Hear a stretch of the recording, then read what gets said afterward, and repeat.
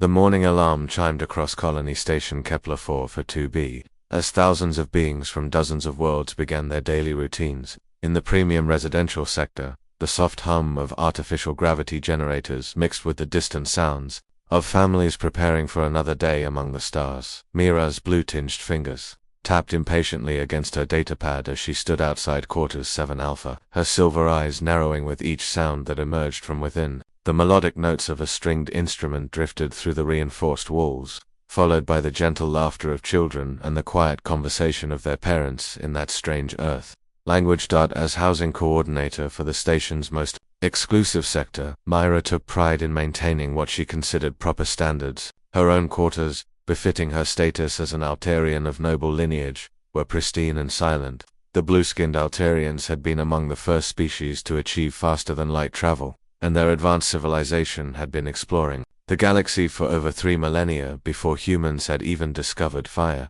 She pressed her pointed ear closer to the door, her enhanced hearing picking up the sounds of domestic life within. A child's voice called out excitedly about some mathematical discovery, while another practiced scales on what humans called a violin. The parents discussed atmospheric readings and botanical research with a casual expertise that had somehow earned them residence in the premium sector. Mira's jaw clenched. These primitive creatures from the third planet of an unremarkable yellow star had only been spacefaring for barely 2 centuries, yet here they were, occupying quarters that should rightfully belong to more advanced species. The Altarian Council, back on her homeworld, would be appalled to learn that their colonial representative was forced to live adjacent to such lesser beings. The final straw came when young voices began singing an Earth song, their untrained but enthusiastic voices carrying through the ventilation systems. Mira's communicator buzzed with complaints from other residents. The dignified Centaurian diplomat in 7 Gamer had sent a formal protest about the noise pollution, while the logical vegan scientists in 7 Beta had submitted a detailed analysis of how the sounds disrupted their meditation cycles. With her datapad clutched tightly in her 4-fingered grip, Mira strode through the station's gleaming corridors toward the command center. Her reflection flickered across the polished metal walls as she passed groups of diverse beings going about their business. Tall insectoid hivelings clicked past in perfect formation, their compound eyes reflecting the artificial starlight that illuminated the main thoroughfare. A family of crystalline silicoids chimed melodically to each other as they floated by, their bodies refracting the corridor lighting into beautiful prismatic patterns. The command center's doors hissed open, revealing the bustling nerve center of the colony station. Holographic displays showed the positions of nearby spacecraft, while automated systems monitored everything from life support to the massive solar collectors that powered their artificial world. Officers from a dozen species worked at various stations, their alien forms moving with practiced efficiency around the sophisticated technology that kept 50,000 souls alive in the void of space. Commander Hannah sat behind her command desk, reviewing reports from the outer sensor arrays. Her human features looked unremarkable compared to the exotic aliens that surrounded her. Yet Mira had to admit that the woman commanded respect from every species on the station. Still, that respect was clearly misplaced. How could such a primitive species produce effective leaders when they had only recently learned to leave their own star system? "Commander," Mira announced, her voice carrying the formal tone that Altarian nobility used when addressing "I'm here to file an official complaint regarding the inappropriate housing assignment in Sector 7 Alpha." Hannah looked up from her reports, her brown eyes meeting Mira's silver ones with calm attention. Behind her, the massive viewport showed the red dwarf star Kepler 442, casting its dim light across the station's rotating habitat rings. In the distance, automated mining drones worked tirelessly on the nearby asteroid belt, harvesting the raw materials that kept their civilization functioning. "The Lee family," Mira continued, her voice growing more heated. "They're completely unsuitable for premium housing. The noise levels are unacceptable, their quarters lack the proper dignity expected in that sector, and frankly, their entire presence there sends the wrong message about our colony's standards." She activated her datapad, displaying a list of complaints she had carefully compiled. The children practiced primitive musical instruments at inappropriate hours. The parents engage in loud discussions about their work, and this morning they were actually singing together like some sort of tribal gathering. Mira's silver eyes gleamed with righteous indignation as she leaned forward on the commander's desk. These humans may have somehow convinced previous administrators to grant them premium status, But I believe it's time to correct this obvious mistake. The lower residential decks have perfectly adequate quarters for beings of their developmental level. Commander Hannah's fingers moved across her holographic interface, pulling up the housing allocation records with the practiced ease of someone who had spent years managing the complex logistics of a multi-species colony. The translucent blue data streams flickered in the air before her, displaying 3 years of residential assignments, work evaluations, and performance reports. Myra stood rigidly beside her desk, her blue skin taking on a deeper shade as her impatience grew. Behind them, the command center buzzed with activity as navigation officers tracked incoming supply ships and communication specialists maintained contact with other human colonies scattered across the galaxy's outer rim. "Let me show you something interesting," Hannah said, her voice carrying the calm authority that had earned her command of one of humanity's most important frontier stations. She gestured toward the floating hologram, and Jin Lee's personnel file expanded into view. Environmental engineer First Class Jin Lee, graduated top of his class from the Mars Technical Institute, previously served on 3 deep space installations before requesting assignment here. The file scrolled through Jin's accomplishments, each entry more impressive than the last. He had redesigned the atmospheric processing systems on Europa Station, increasing efficiency by 30%. During the catastrophic meteor storm that had damaged Titan Colony's life support grid, Jin had worked for 60 straight hours to develop emergency filtration systems that saved 8,000 lives. But surely work performance doesn't justify it. Premium housing, Myra protested, her silver eyes flashing with indignation. The Altarian delegation includes scientists who have studied atmospheric dynamics for centuries before humans even understood what air was made of. Hannah nodded thoughtfully, then expanded another section of the file. A 3-dimensional model of the station appeared, its massive rotating rings and central hubs spinning slowly in the holographic display. Red warning indicators began flashing at various points throughout the structure. "This was our situation 2 years ago," Hannah explained. "Primary atmospheric processes were failing due to crystalline buildup from the local solar radiation. Standard cleaning protocols weren't working. The Centaurian engineers recommended evacuating half the station. The vegan scientists calculated we had maybe 6 weeks before the air became unbreathable." The hologram shifted, showing Jin's proposed solution. New filtration pathways snaked through the station's infrastructure, creating redundant systems that could handle the unique challenges of their stellar environment. Jin developed a solution using modified Earth plant biology combined with quantum filtration matrices. Not only did he solve the immediate crisis, but his system actually improved our air quality beyond original specifications. Hannah paused, watching Mira's expression carefully. That's when he was promoted to chief environmental engineer and granted premium housing as part of his compensation package. Mira's 4-fingered hands clenched into fists. "One success doesn't justify ongoing special treatment. I demand you conduct a proper inspection of their quarters immediately." 20 minutes later, Commander Hannah found herself walking through the pristine corridors of Sector 7, accompanied by a still-fuming Myra and 2 security officers from different species. The premium residential area featured wider hallways, better lighting, and reinforced walls that provided superior soundproofing and radiation shielding. These quarters were reserved for the station's most essential personnel, regardless of their species or homeworld. The door to Quarters 7 Alpha slid open at Hannah's command code, revealing a space that defied every one of Myra's complaints. The main living area was immaculately organized, with earth plants growing in carefully tended hydroponic containers along the walls. The green foliage not only added beauty to the space, but actually contributed to the air recycling system, a clever integration of function and aesthetics. In the study alcove, 12-year-old Kai sat hunched over a holographic display showing complex mathematical equations.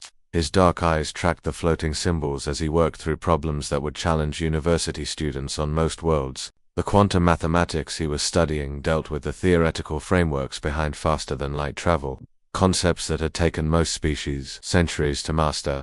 The soft sound of classical music drifted from another room where his sister, Nori, practiced violin. The melody was one of Earth's ancient compositions, but she had modified it to incorporate harmonics that resonated perfectly with the station's acoustic properties. Rather than creating noise pollution, her music actually helped stabilize the emotional well-being of nearby residents, a psychological effect that the Petition's medical staff had noted in their reports. Jin looked up from his workstation as they entered, his face showing mild surprise at the unexpected visit.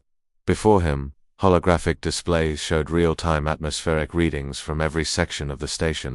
Temperature, humidity, oxygen levels, trace gas concentrations, and radiation. Exposure data flowed across multiple screens in a constant stream of information. "Commander," Jin said, standing respectfully, "is there a problem with the environmental systems?" Hannah shook her head, noting how Jin's first concern was for the station's safety rather than his own situation. "Just a routine inspection. Jin, don't let us interrupt your work." The man's workstation told a story that Mira couldn't ignore. Jin wasn't just monitoring the station's life support systems, he was actively optimizing them in real time. As they watched, he made micro-adjustments to the atmospheric processes in Sector 12, compensating for the increased metabolic output of a group of visiting hiveling diplomats whose insectoid physiology required different oxygen ratios. Emerged from the kitchen area, wiping her hands on a towel after preparing the family's evening meal. She greeted their visitors with warm politeness, offering refreshments with a natural hospitality that seemed to characterize human behavior throughout the galaxy. The quarters tour revealed spaces that were not only clean and well-maintained, but thoughtfully organized for maximum efficiency. The family had converted one room into a small laboratory where they conducted experiments related to Jin's work, developing new biological solutions for environmental challenges. Their research had already resulted in 2 patents that were being implemented on other human colonies. As they prepared to leave, Hannah turned to Mira with an expression of professional satisfaction.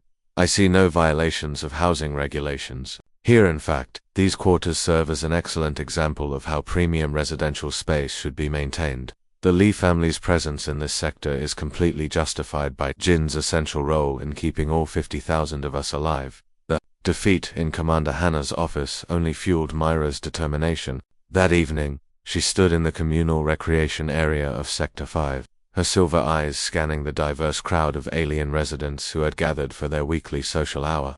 The massive viewport behind her showed the swirling nebula that surrounded their star system, its purple and gold gases creating a breathtaking backdrop for her growing campaign. "Fellow beings," Mira began, her voice carrying the practiced authority of Altarian nobility, "we must discuss the concerning trend of human favoritism aboard our station." She activated a portable hologram projector, displaying statistics she had carefully selected to support her argument. Around her, representatives from a dozen species turned their attention toward her presentation. The tall, gray-skinned Centaurians stood with their characteristic military bearing, their large black eyes reflecting the holographic data with intense focus. Near them, a group of pale ethereal vegans floated slightly above the floor, their translucent forms shimmering as they processed the information with their enhanced logical capabilities. "Humans comprise only 12% of our population," Myra continued, her four-fingered hand gesturing toward the floating statistics, "yet they occupy nearly 70% of the premium housing units. They hold the majority of leadership positions in engineering, security, and even scientific research. How is this possible when species like ours have been exploring the galaxy for millennia before humans discovered fire?" A massive rock-like silicoid shifted its crystalline form, creating a sound like grinding stone. Its voice resonated through the mineral formations that served as its vocal cords. "The young species shows unusual persistence," it rumbled slowly, "but persistence does not equal superiority." "Exactly," Myra's voice rose with excitement. "We've allowed sentiment and pity to cloud our judgment. These primitive beings have somehow convinced our administrators that their crude methods and emotional decision-making somehow qualifies them for positions that should belong to more advanced civilizations." Over the following days, Mira's message spread through the station's non-human population like a virus through the data networks.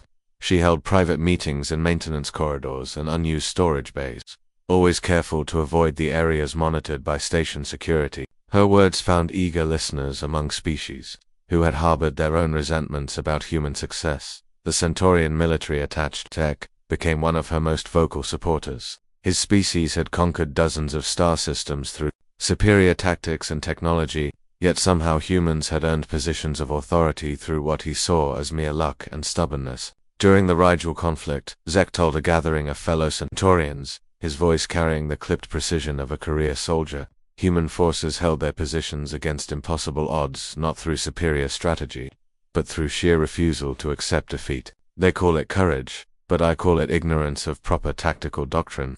The vegan colonists, led by their chief scientist, Nay, approached the issue from a different angle. Their logic-based society had eliminated emotion from their decision processes centuries ago, achieving a level of rational thought that they believed superior to all other species. Humans make decisions based on feelings rather than facts, Nay explained to her fellow vegans during their daily meditation session. Their translucent forms glowed softly in the dim light of their quarters. They prioritize individual relationships over logical outcomes. Their success must be due to statistical anomaly rather than actual competence. Within a week, Myra had organized the first official demonstration.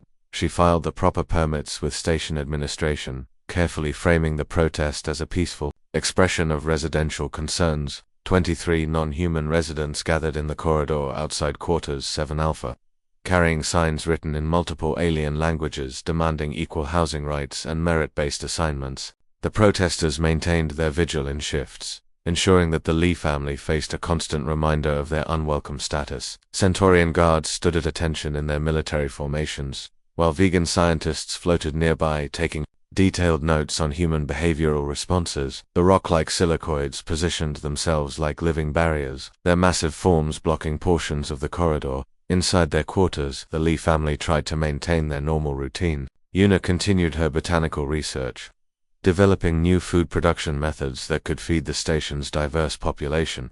Jin monitored the environmental systems that kept everyone alive, making constant adjustments to accommodate the metabolic needs of dozens of different species. The children attended their classes via holographic links, since leaving their quarters meant facing the hostile crowd outside. The situation reached a breaking point on the fourth day of protests when young Kai and Nari needed to attend mandatory safety training in the station's Emergency Preparedness Center. The training was required for all children living on the station, designed to teach them survival procedures in case of hull breaches, system failures, or external attacks. As the two children approached the corridor intersection that led to the education sector, they found their path blocked by a line of protesters. Zek stood at the center of the group, his tall Centaurian form imposing in its military uniform. His black eyes stared down at the human children with cold disapproval. "No passage," he declared in his clipped accent. "This demonstration is about justice for all residents of this station. Your family's continued presence in premium housing represents an injustice that must be corrected."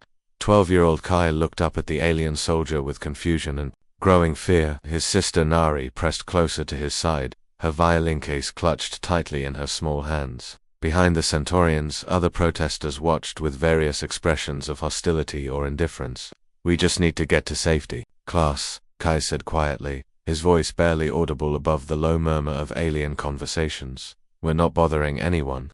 Your very existence here bothers us." Mira stepped forward from behind the crowd, her blue skin seeming to glow with righteous anger. "Your family has taken resources and privileges that belong to more deserving species." The confrontation drew the attention of other residents, including several humans who worked in nearby sections. Word quickly spread through the station's communication networks, and within minutes, Jin appeared at the far end of the corridor. His face showed a mixture of anger and protective concern as he saw his children trapped by the crowd of hostile aliens. "Let my children pass," Jin said firmly, his voice carrying across the corridor. "Whatever issues you have with our housing situation, they don't involve Kai and Nori." The crowd turned toward him, dozens of alien eyes focusing on the human engineer. With varying degrees of hostility, Mira stepped forward, her silver eyes gleaming with triumph at finally drawing Jin into a public confrontation.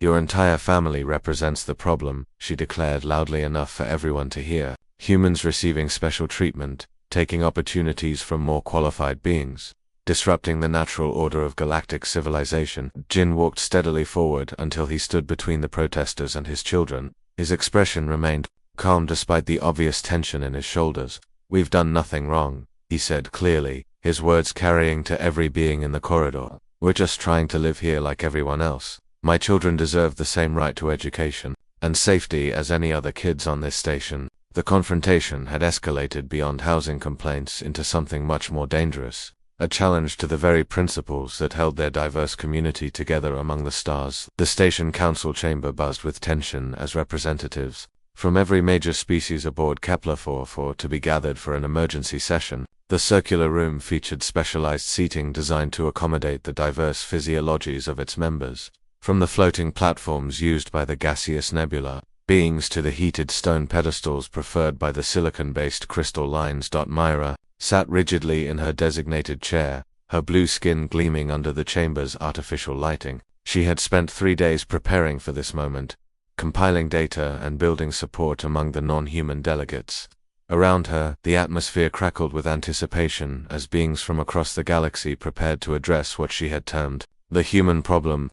Commander Hannah entered the chamber with measured steps, her human form seeming unremarkable among the exotic aliens that surrounded her. Behind the commander's chair, the massive viewscreen displayed the station's current status, showing the complex web of systems that kept 50,000 souls alive in the harsh vacuum of space. This session has been called to address concerns about personnel assignments and housing allocations, Hannah announced, her voice carrying clearly through the chamber's translation systems. Each word was simultaneously rendered in dozens of alien languages, from the musical tones of the songbird species to the electromagnetic pulses used by the energy beings. Mira rose from her seat, her silver eyes scanning the assembled delegates with practiced political awareness. Commander, I formally request a comprehensive review of all human assignments aboard this station. The data clearly shows a pattern of favoritism that undermines the principles of equal opportunity that should govern our multi-species community. Activated her holographic display, filling the air above the council table with statistics and charts. Humans represent only 12% of our population, yet they hold a disproportionate number of key positions. This cannot be explained by merit alone, especially considering that most human technology is centuries behind that of other represented species. The Centaurian delegate, Commander Vex, leaned forward in his chair, his military bearing and scarred face spoke of decades spent fighting in the galaxy's outer conflicts. The Altarian representative raises valid concerns. During my service in the core wars, human tactics were considered primitive and ineffective. Their success rate was attributed to luck rather than skill. A murmur of agreement rippled through sections of the chamber. The ethereal vegan representative, Sage Lyra, floated slightly higher above her platform. Logic dictates that position assignments should be based on measurable competencies. Emotional decision-making, which humans display frequently, is counterproductive to efficient operations. Commander Hannah listened patiently to each speaker, her expression remaining neutral despite the mounting criticism. When the last delegate had finished their statement, she stood and walked to the central control console. You've asked for a comprehensive review, Hannah said calmly. I agree that we should examine the full picture. She input a series of commands, and the holographic display shifted to show the station's complete operational history over the past 5 years. Let's start with our most critical systems, Hannah continued. The display focused on the massive fusion reactors that powered the station, their complex geometry rotating slowly in the air above the council table. 2 years ago, during the solar storm season, our primary reactor began experiencing cascade failures. The automated systems couldn't compensate for the quantum fluctuations caused by the stellar radiation.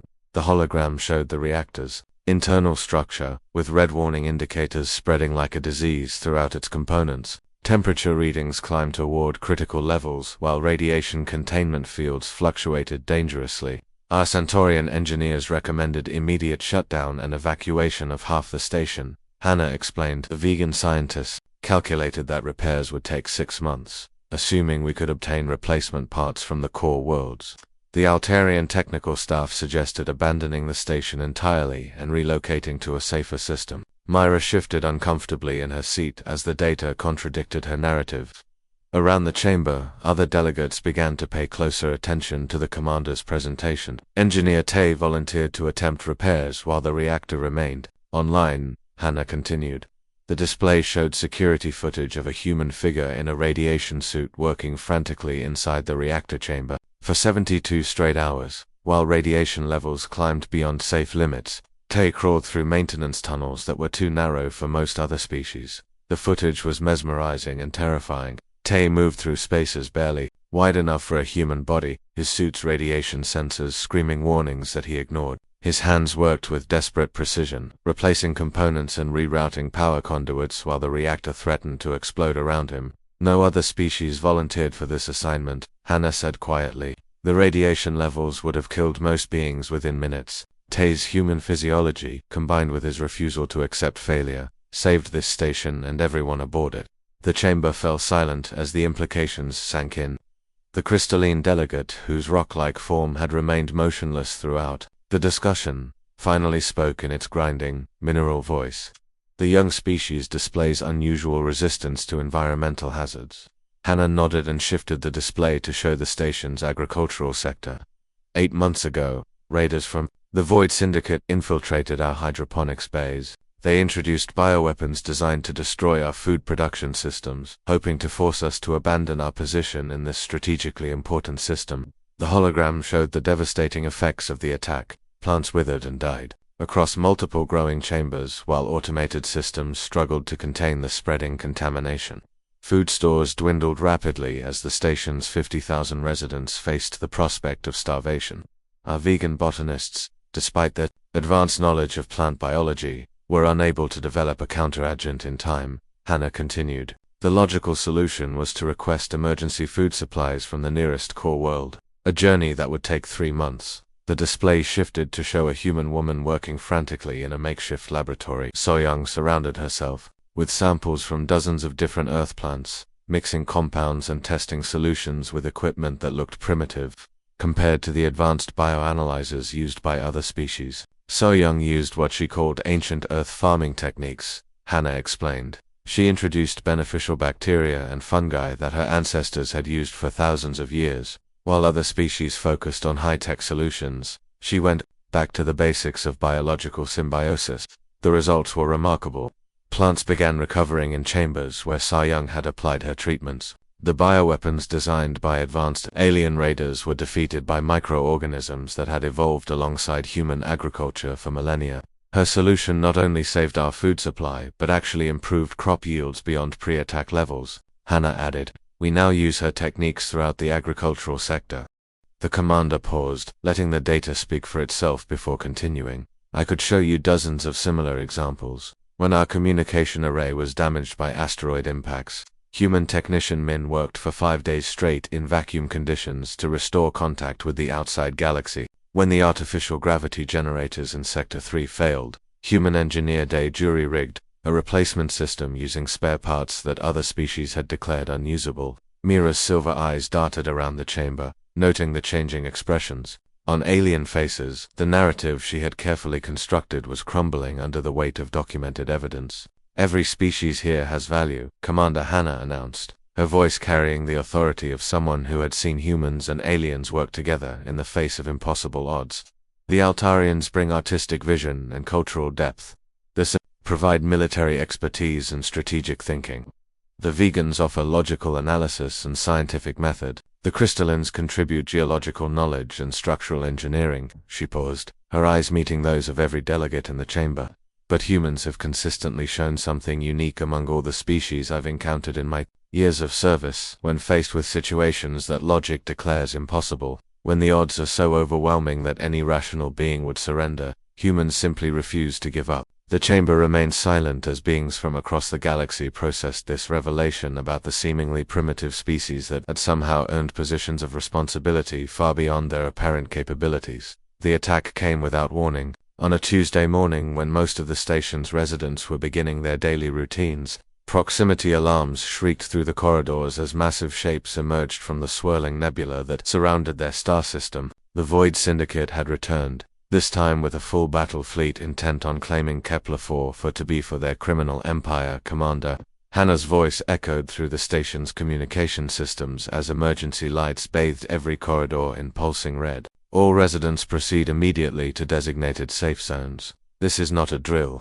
Enemy vessels have breached our perimeter and are approaching with hostile intent. The station's massive hull shuddered as the first energy blasts struck their outer shields. Through the viewports, residents could see the sleek black ships of the Void Syndicate swooping through space like predatory birds. Their vessels bristled with weapons, designed to crack open space stations and harvest the valuable resources within.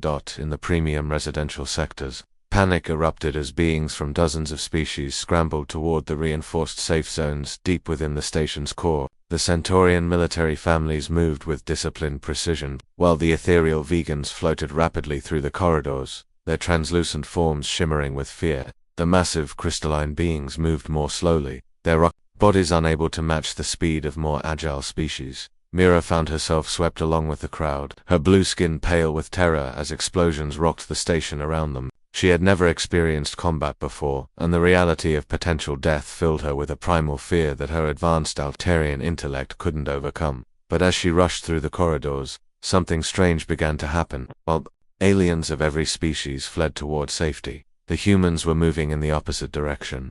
She watched in amazement as human engineers, technicians, and medical staff ran toward their duty stations instead of away from danger. Jin appeared at a junction ahead of her, his arms full of emergency atmospheric monitoring equipment. Instead of heading for the safe zones like everyone else, he was making his way toward the environmental control center where the station's life support systems required constant adjustment during combat conditions. Jin, Mira called out, her voice barely audible above the chaos. The safe zones are this way. You're going in the wrong direction. The human engineer paused, looking back at her with eyes that held determination rather than fear.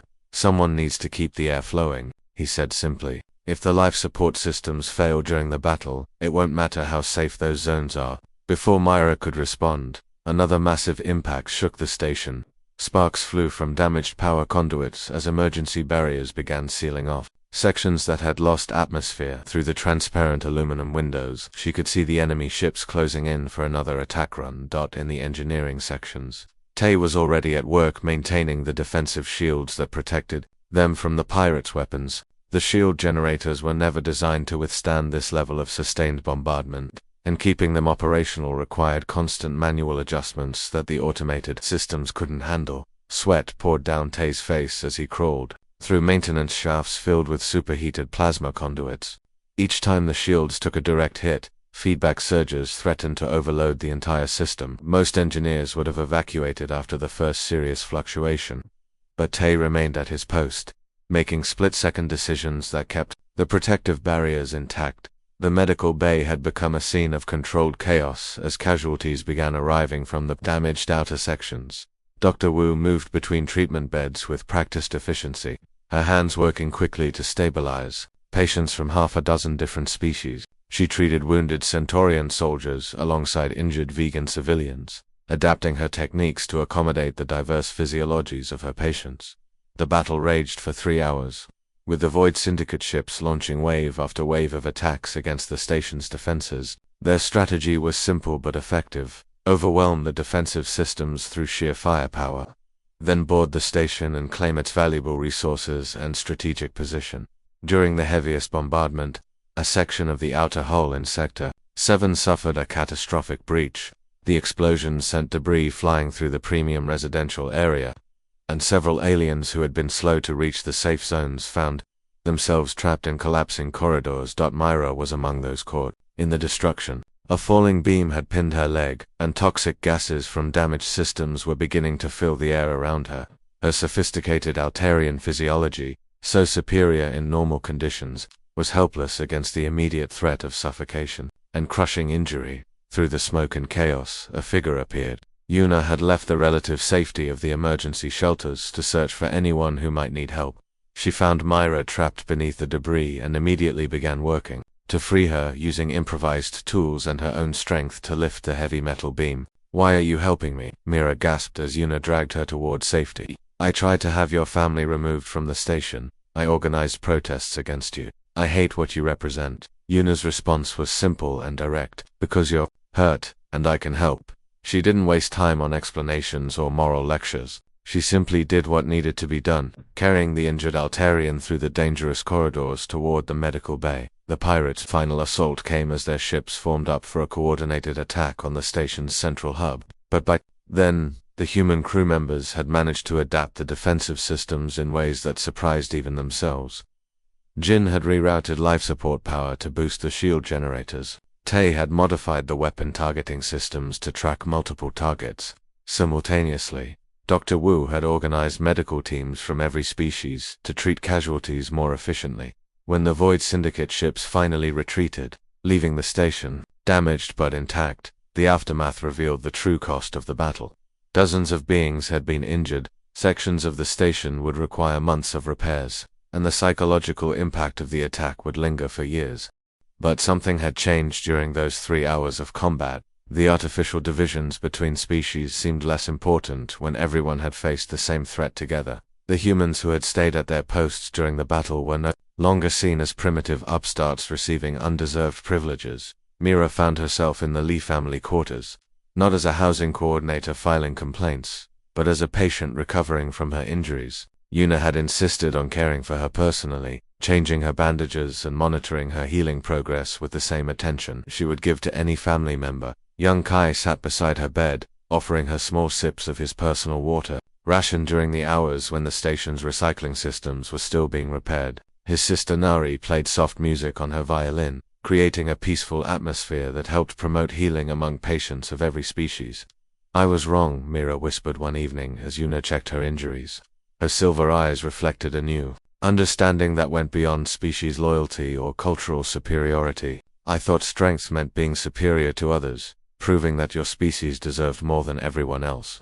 She paused, watching as Kai helped his sister tune her instrument while their parents worked quietly at their respective tasks. "But you humans show strength by protecting everyone, even those who hate you, even those who try to hurt you."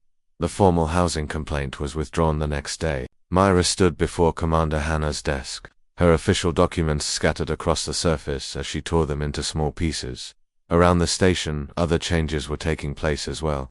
The Centaurian military officers began consulting with human engineers on defensive strategies. The vegan scientists started incorporating human intuition into their logical analyses. The Lee family remained in their quarters in Sector 7, but now their neighbors brought them gifts instead of protests. Children from dozens of species played together in the corridors, learning from each other's cultures and perspectives. The artificial barriers that had divided the station's population began to dissolve, replaced by a shared understanding of what it meant to survive together among the stars. Humanity had once again proven that their greatest strength wasn't their technology or their numbers. It was their refusal to abandon anyone, even their enemies. In a galaxy filled with species that valued logic, military might, or cultural superiority, humans had found a different path to success. They had chosen to protect rather than dominate, to include rather than exclude, to hope rather than despair. And in that choice, they had not only saved themselves, but had shown every other species what it truly meant to be strong. The end.